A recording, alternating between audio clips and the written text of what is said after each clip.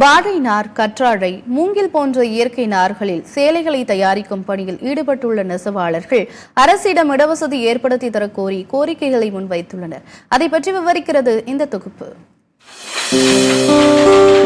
மூங்கில் தோட்டம், மூலிகை வாசம், புத்துணர்ச்சியூட்டும் புது சேலைகள். வாழை நார், கற்றாழை, மூங்கில்களில் உருவாகும் அதிசயம். அரசிடம் இடவசதி ஏற்படுத்தி தர கோரும் நெசவாளர்கள்.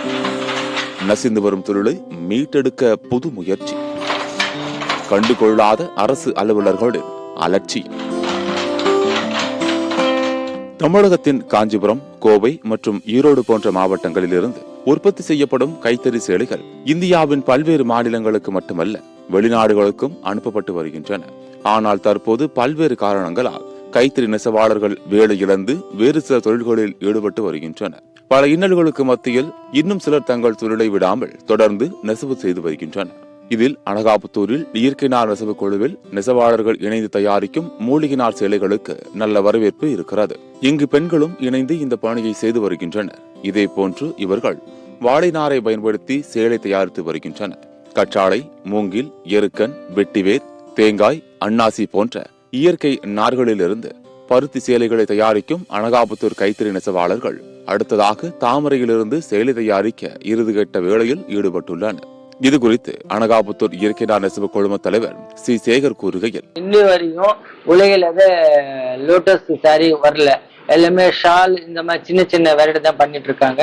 லோட்டஸ் வித் காட்டன்ல சேர்ந்து நாங்க பண்றதுக்கு விடாமுயற்சி எடுத்துட்டு இருக்கோம். ஒரு 6 மாசம் காலமாக பண்ணிட்டு இருக்கிறோம். இது குறித்து நெசவாளர் வள்ளி கூறுகையில், தான் சிறு வயதிலிருந்தே நெசவு தொழில் செய்து வருவதாகவும் தற்போது இயற்கை நார் நெசவு முறையில் நெசவு செய்து வருவதாகவும் தெரிவித்தார்.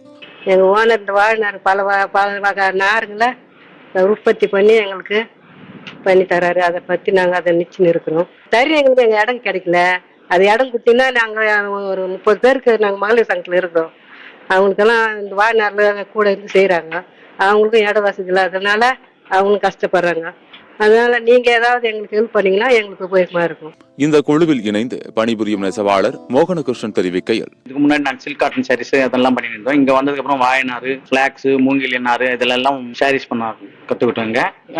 ஓரளவுக்கு பரவாயில்ல, நல்லா தான் இருக்கு. ஆனா அரசாங்கத்துடைய ஒத்துழைப்பு கொடுத்தா நல்லா இருக்கும். அரசாங்கம் இது வரைக்கும் எங்களுக்கு அந்த அளவுக்கான ஒத்துழைப்பு கொடுக்கவே இல்லை இது வரைக்கும். தொடர்ந்து பேசிய அனகாபுத்தூர் இயற்கை நார் நெசவு குழும தலைவர் சேகர் கூறுகையில், பல முறை அரசிடம் மனு கொடுத்து அதிகாரிகளை சந்திக்க முயன்றும் அவர்கள் கொடுக்கும் வாக்குறுதியை இதுவரை செயலில் நிறைவேற்றவில்லை என்று வருத்தம் தெரிவித்தார். அரசு கிட்ட எங்களுக்கு போதுமான இடவசதி தான் இல்லை. எனக்கு கிட்டத்தட்ட 10-15 வருஷமா போராடி இருப்போம். பண்றேன் சொல்றாங்க. ஆனாலும் இதுவரையும் பண்ணல. ஆனா குடிசில பண்ணுவாங்கன்னு ஒரு நம்பிக்கை இருக்குது. காரணம் செங்கல்பட்டு மாவட்ட ஆட்சியர் டிஆர்ஓ அமைச்சு அதுக்குண்டான ஆயத்த பணிகள்லாம் மேற்கொண்டாங்க. அது மேற்கொண்டு கிட்டத்தட்ட 4 மாசம் ஆச்சு.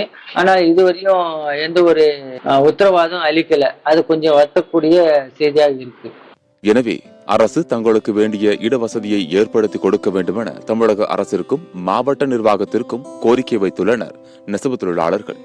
சத்தியம் செய்திகளுக்காக காஞ்சிபுரம் மாவட்ட செய்தியாளர் மனோகரனுடன் செய்திக்குழு.